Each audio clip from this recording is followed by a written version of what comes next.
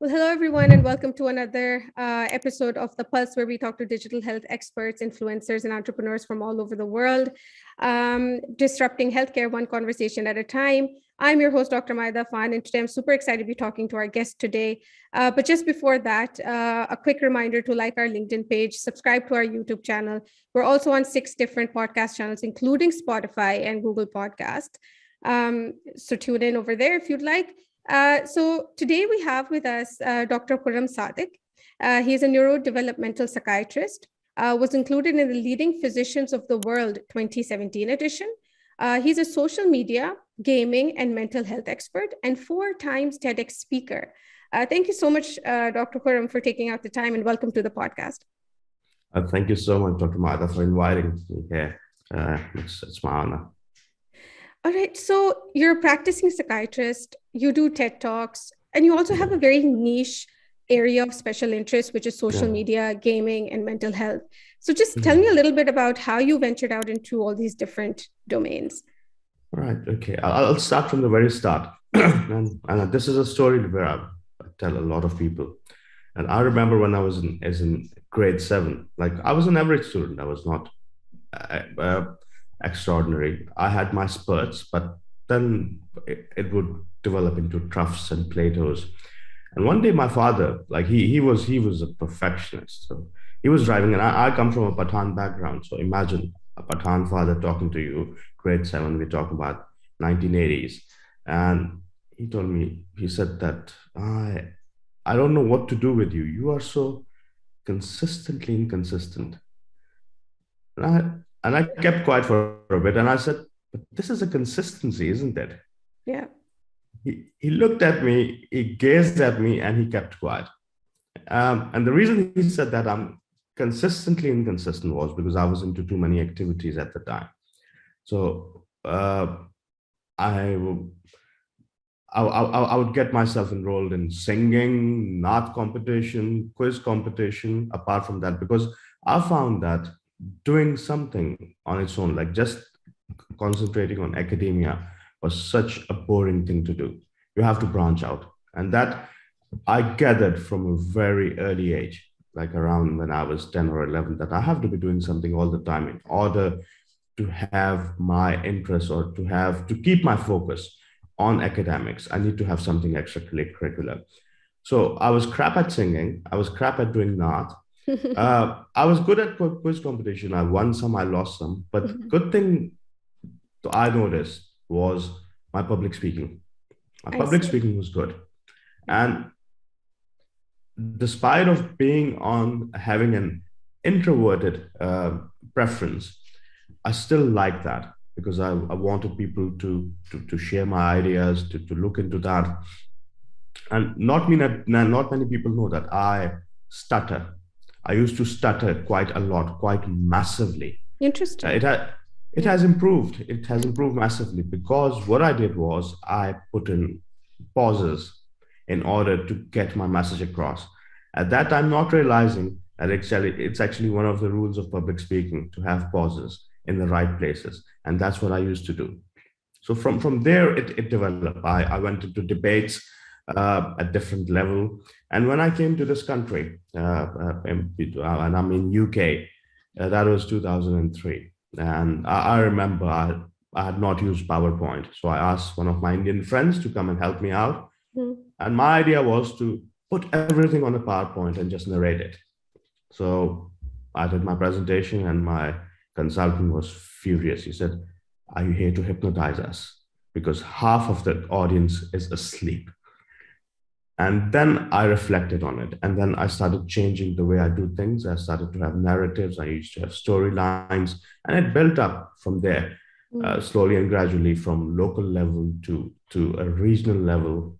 And it was not till 2012 when I actually went into training for my higher training in general adult psychiatry, that I liked to go onto the podium. So it became more regional, it became more national.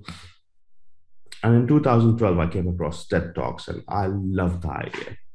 And I had told myself that I will do one TED Talk, at least in a lifetime. There will be one. Right. At that time, I didn't know the idea, what the idea was. And then as I started to learn about it, I bought books and I read books about that and their styles and different people. I only realized the first thing that you have to do is to conceptualize an idea.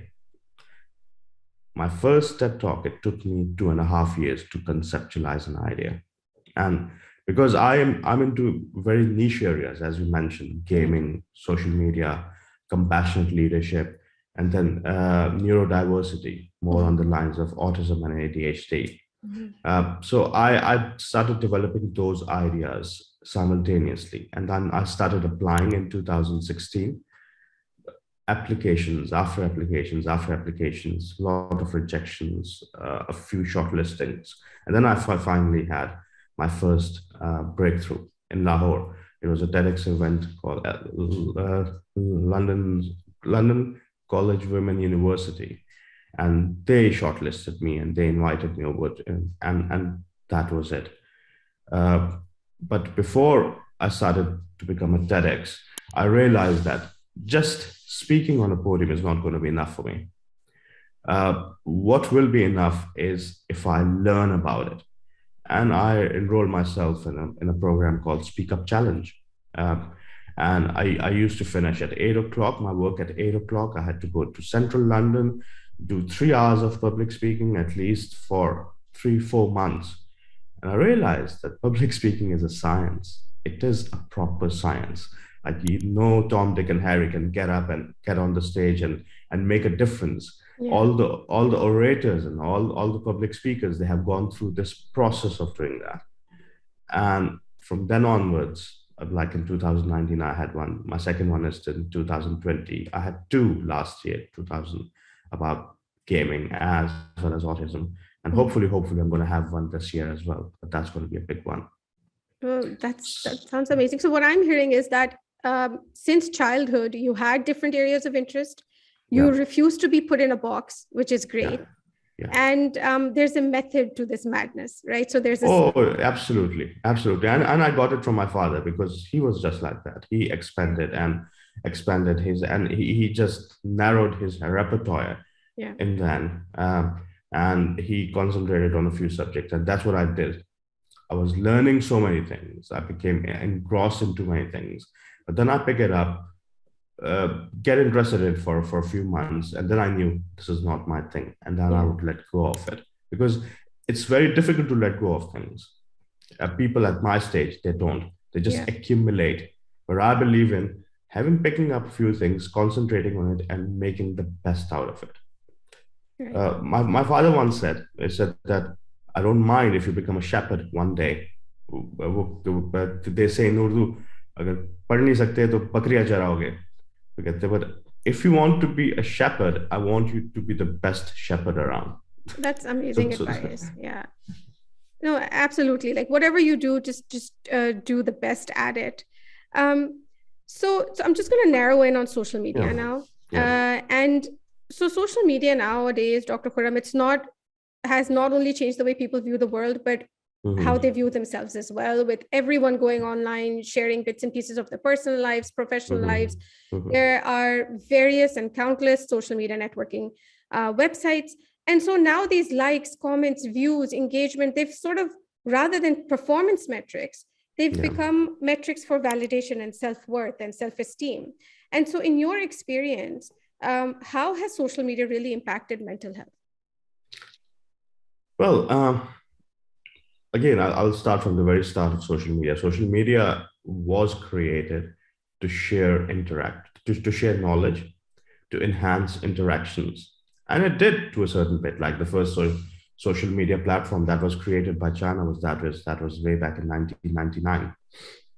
And before that, we used to have MIRCs and MSNs, MSN chats. We used to go and we used to share our things. But then the models transformed, especially after Weibo, Facebook.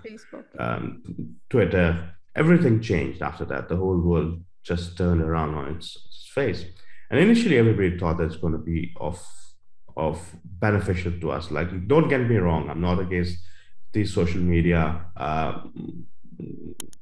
platforms. Yeah. It is because of this platform that we are here talking to each other. Yes. So I value this a lot, but the thing is, there has to be some kind of balance. I was reading on there's a professor called Mary Aiken. She's a forensic cyber psychologist, and she has done a lot of research on this. And she was saying that if you are going on a journey, for example, let's say you're going to the northern areas of Pakistan, or if you are traveling to US, then you have your preparation. You give yourself preparation. You take the right clothes out. You do your itineraries. You book flight tickets. You know where you're going to land. You know where you're going to stay. Everything is known to you. When social media was introduced to us, we were not told about the vices it has and where it can lead us. So really, they gave us a tool and they said, okay, do whatever you want to do with it. And as human mind, we are Dr. Jekyll and Mr. Hyde. We have our darker side and we have our very positive sides. A lot of people, they went on to the darker side. Yeah. And as a result of that, we see these things about validation about social media. We call it FOMO, the fear of missing out. And again, if you look at the fear of missing out, it has got three components. It's got a biological component, it's got a social component, and it's got a psychological component.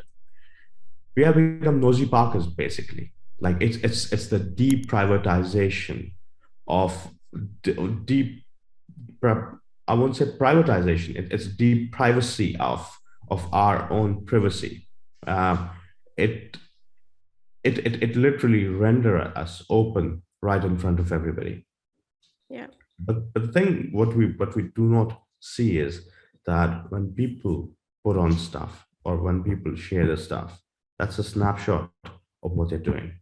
Yeah. It's a snapshot of what they have achieved. For example, I remember I was going to a conference in Dubai and I was putting on a picture about conferences. I was doing 2 conferences simultaneously in the same hotel with a gap of 2 hours. So I was just running around, and for me, it was really exhilarating and exciting at the same time. So everybody said, "Oh, I wish I had your life. I wish I had your life." And he said, "You don't know what it is about. You don't know the background of it. You don't know the struggles that I had to go through. You don't know the empty room that I come to when I'm done and there's nobody to talk to me about it." Right. And that sometimes gets the best of me. Right. So people see the highlights and people do not see, it's the tip of the iceberg that they see. They don't see anything else. Yeah, so it's it's a very surface level stuff. It's one very surface. Exactly. They see somebody successful, but they don't know the price that they have paid for it or the struggles they have done for it. People see somebody smiling on a beach and they don't know what their mental state is like. Like the moment they have taken the selfie afterwards, they might be feeling very melancholic or they're depressed and they're putting a facade on. Yeah. And the likes, what I'm coming to is the likes, the share, the comments. Every time you get this vibration or this ping, all of a sudden you become happy and you have to look at phone or you have to check that phone. And it is because of a phenomenon called dopamine release. And dopamine is the feel-good substance. We all know that. And we have become dopamine junkies over a period of time. And again, the dopamine is the substance that is released when you're doing alcohol, when you're doing cocaine, when you're using any recreational substances. And it happens when you are gambling. It has happened when you're a workaholic. So there's a behavioral component and there's substance-related component to it. Some people say that the amount of phone usage or the screen time that we employ in, it is like having an injection of heroin injected into you. Yes. That is the kind of dopamine release that you get out of it. I'm so glad that you mentioned all these points because it's such a good segue into my next question. Yeah. Because there have been a lot of researches and studies done on social media, even more so after the onset of the pandemic, on social media and its relationship to mental health. And so, it says that social media plays on a reward system, right? So the idea of a potential reward is actually what keeps people coming back, whether it's in terms of fame, whether it's in terms of monetization, whether it's, again, just the likes and the comments and that feeling of self-worth. So it capitalizes on FOMO, which you just mentioned, which is the fear Yeah. of missing out. And that in and of itself, I think, creates feelings of angst and anxiety, which could ultimately lead to feelings of loneliness and depression. And so how do you see this going Absolutely. forward? How do you see this going forward? How is it affecting the generation, the younger generation of today? Okay. Before I answer this question, I will give you a bit of evidence base about what it does. Like King's College London recently did a systematic review, and they noticed that in younger adults and in teenagers, every 1 in 4, they have got depression, anxiety, sleep issues, and stress-related problems. 1 in 4. So you're talking about 25% of the population. Yeah. 25% of the population, or 25% of the cohort that they examined, which is massive. Another study suggests that in the past 10 years, since the advent of social media, because it's not just the social media that is responsible. For example, the tech devices, they have kind of evolved over a period of time. Like I used to be the Nokia 3310 person, and where you would take 10 minutes to write a long text, and it has changed, it has transformed from there. Plus from those dial-up networks that used to do ting ting ting ting ting ting ting. So either you use the phone or you use the dial-up network. Yep. So you could not use both.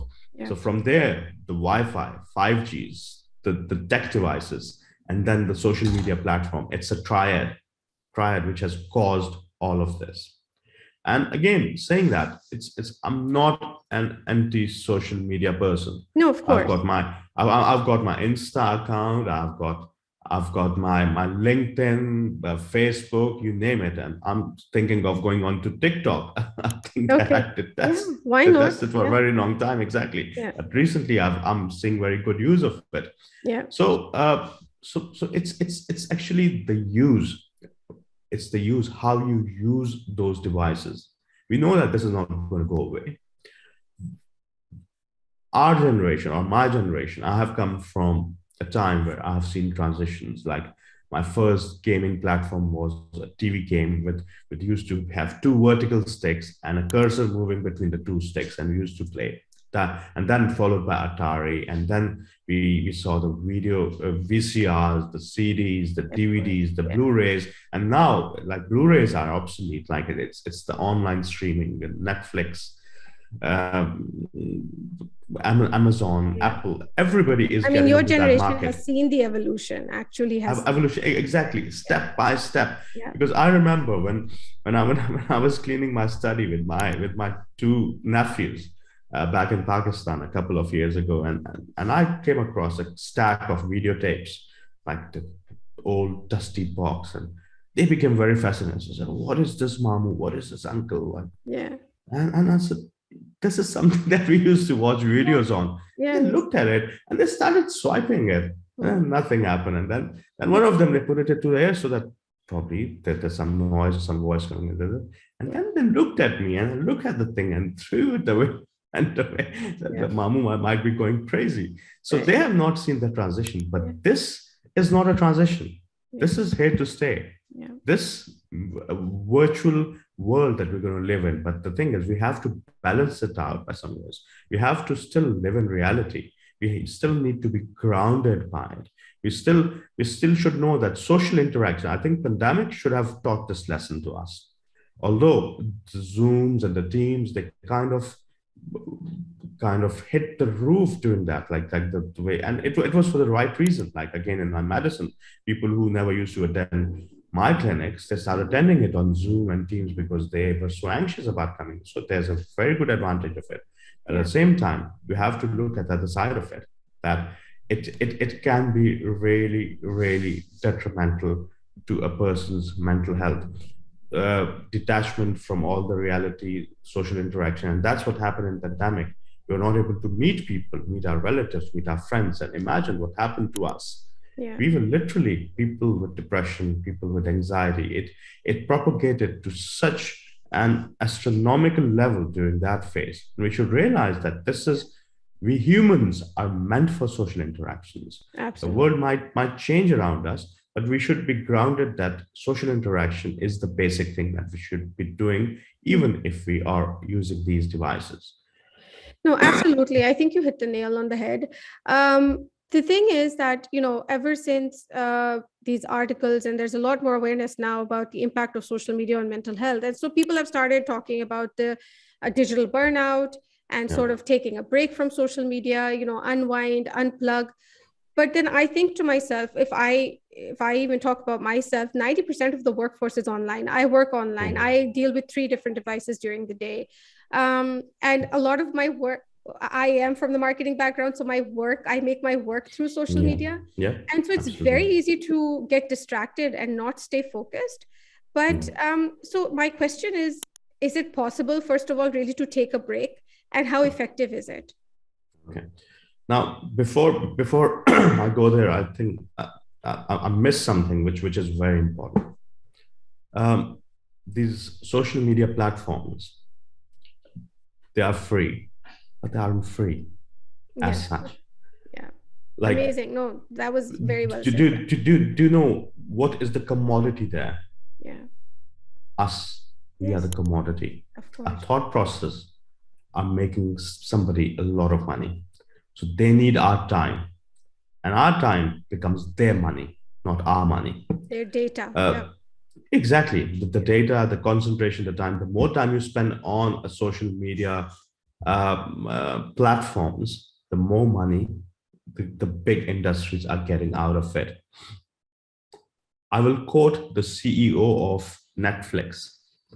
He went on record and said that his competition is not Amazon, it's not Apple, it's not YouTube. Can you guess what was he referring to? No, I can't really. Our sleep. He said, our sleep is the biggest competitor of Netflix. And I thought that was one of the most callous statements one can make. Yes. Yeah. And we know that a lot of mental health issues emerge because of sleep issues. Yeah. Yes, they're triggers for a lot of mental health illnesses. Yeah. So coming back to your question about taking time out. Now, the thing is with Zoom calls and Teams meeting and Google Meets, like it has become a wonderful place where you can, in the setting of your home, you can do anything, although it has its disadvantages as well. But imagine, before the pandemic, for me, for anybody else, there used to be 2 or 3 meetings scheduled for us. And because we had to go to different places, so I had to travel to go to another place. It would take time. I would meet people, I would interact. Then we had a meeting. We would have some food, sandwiches, cup of tea, something like that. Now it is not happening. You're sitting in the same place. So what they have done is they incorporate 6 meetings instead of 3. So you have got back-to-back meetings starting at 9 o'clock till 5 o'clock. You don't get any time to interact. You don't even get time to have your own food in your own house. Like some people are struggling to go to the loo. Yeah. Like, for goodness sake, if you have time, it does not mean that you have to squeeze it in. This is not productivity, basically, because productivity comes from when mind, brain starts thinking. Right. And when is it that the brain grows the most? The neurogenesis of the brain takes place in what phase? During sleep, right? During sleep and during the time when you're not doing anything. When people say they are bored. Yeah. Actually, it is the best thing that is happening to you. My kids say that to me all the time. Oh, I'm bored. They get easily bored. But I said, it's good to be bored. It's good to be bored. Exactly. Because the brain is reflecting on the autobiographical narratives. It is reflecting on those experiences, and it is creating more brain cells to connect with each other in different parts of it. So but the brain, the thing that we know about brain is either you use it or you lose it. Right. If you don't lose a certain part of the brain, it will become redundant. The synaptic connections will go away, because you're not using it anymore. The brain is very intelligent that way in self-regulating its own self. So taking time out is important. How do you do that? I will give you some examples. Like we talk about Far East, and we sometimes we do not agree with the certain policies, especially China, Taiwan, these areas. But that's where the most brilliant work has been taking place. Taiwan has got Cinderella laws. It means that if you go after onto these platforms after this time, you are going to be fined. And it's not going to be China, it's going to be you, you're going to be fined, and plus there can be implications for more punishment. China has done the same. South Korea has banned all the devices in public spaces. So in restaurants, all those, it doesn't allow you. South Korea took 2 million of its teenagers on boot camp to help them get rid or overcome the social media addiction. So 1/3 of those cases relapse. Like imagine like the responsibility that they're taking to help people to get out of that situation. So this situation can be helped. You can live in harmony. And one thing you have to remember, the social media, we talk about social media addiction, gaming addiction, it is a different kind of addiction. For example, if you're talking about alcohol, if you're talking about substances, that means that you need more of the same in order to get the same effect. That's the typical addiction that we know of. Whereas in social media, in gambling, in gaming, you need newness, novelty, and diversity. That addiction is called, I'm forgetting the name of it. It will come to me. It is a different kind of addiction. It will come to me, but the name of that is completely different. It is called arousal addiction. So it's called arousal addiction. So that depends on not how much you are doing one thing, how much you're switching from one thing to another to kind of nourish the brain with substances called dopamine. All right. Thank you for the explanation. I think that from a physiological neural perspective, it makes a lot of sense. And, so again, a lot of people view this. I mean, I don't want to be anti-social media. I'm not anti-social media, like you said, you yourself said. And so we're sort of discussing the pros and cons and of social media. And I wanted to actually shed light on some studies that I came across that view social media with a completely different lens. And these studies are based on measuring the behavior of people on social media over time to develop tools for identifying depressive disorders based on their findings. Do you think this approach is substantial? Will it lead to something? I'm a bit skeptical about it. Now, the reason why I'm so skeptical is because the social media platform, it does not give you the whole picture. Yeah. It gives you the snapshots. And then those snapshots, a lot of them, they're kind of fabricated. They're facades. They're not actually what the person is going through. Yeah. I remember I was doing a TED talk about autism, and I've met a lot of fellow colleagues in UK. And one of them was talking about editing your own self. And how she started was that one day I saw my friend writing something very disappointing on Facebook. I said, I have had enough and this. And she was like, I've met this person 2 hours ago. What has happened in those 2 hours? So I went running in, rushed in, just blasted through the room. And there she was watching a movie and enjoying herself. And I was like, what's going on? Yeah. What's going on? You have just put a caption on Facebook. I said, oh, I was getting bored, so I thought I'll get some attention. Yeah. So I'm very skeptical about these. Like, yes, you can create patterns as a result of that, as a result of analyzing that data. But what you do not understand is the circumstances, the triggers, what is happening around that person, the social situations. How can you develop a tool without understanding all of that and labeling it something? Yeah, I think it is not possible. I would be the first person objecting to it. I said, this is not possible.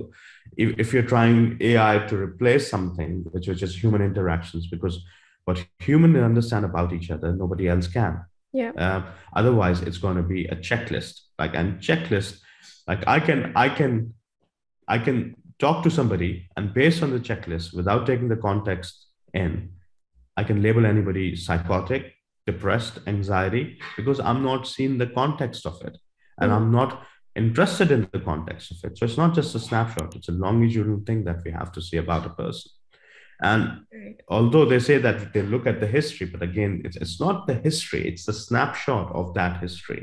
There's so many information pieces missing in there.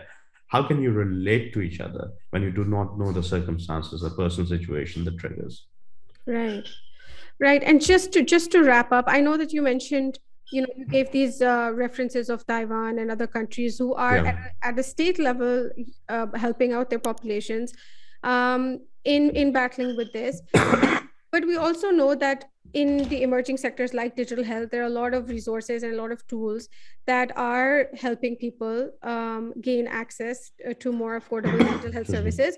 And a lot of people, they have actually benefited from social media in terms of support groups, in terms of awareness, and even making their livelihood through social media. So on an individual level, Dr. Khurram, how do you find that balance? How do you use social media for the good, just on an individual basis, I'm asking? And the thing is that there's so much good you can do. You can do a lot of psychoeducation through it. You can actually make the people aware of what is going on through these organizations have created apps which helps in anxiety, how to overcome anxiety, developing coping mechanisms. For example, the VR technology, virtual reality technology devices that they're using for agoraphobia or post-traumatic stress disorder. In some cases, for people who are autistic, because the level of social interaction and how to encourage them. So there's no contesting that some amazing work is taking place, but it's not actually social media. It's the technology. What we should not be forgetting.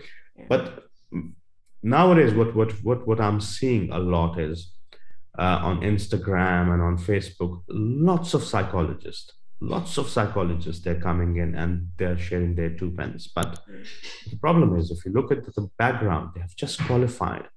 And I'm not very sure whether they're giving the right advice or not, because again, it will be cruel to give a wrong kind of advice if you do not have the expertise, or if you have not come to a state, to a level in your career where you're confident in giving that advice, where you have actually seen it happening or implemented it. Just reading something and getting a degree does not give anybody the right to do that. So I'm very skeptical of these things. Like anybody can come in, they can call them psychologists, they can call them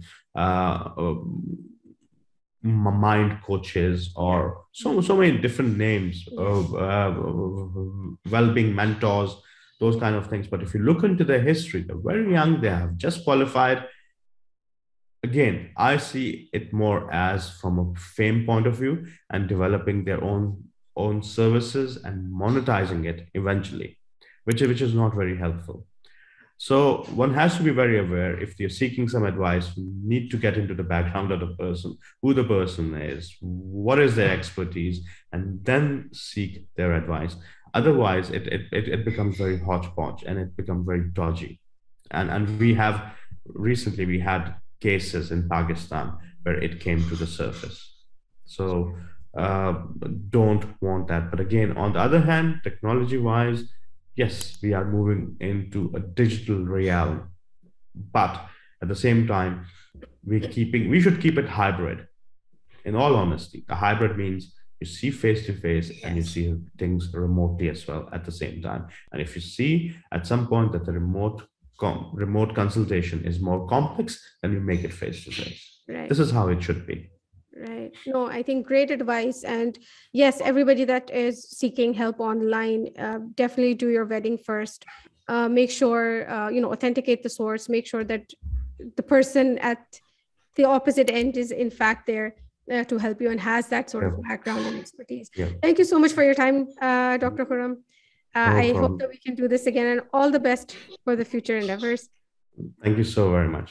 And everyone who's tuning in, until next time, take care of yourselves. Bye-bye.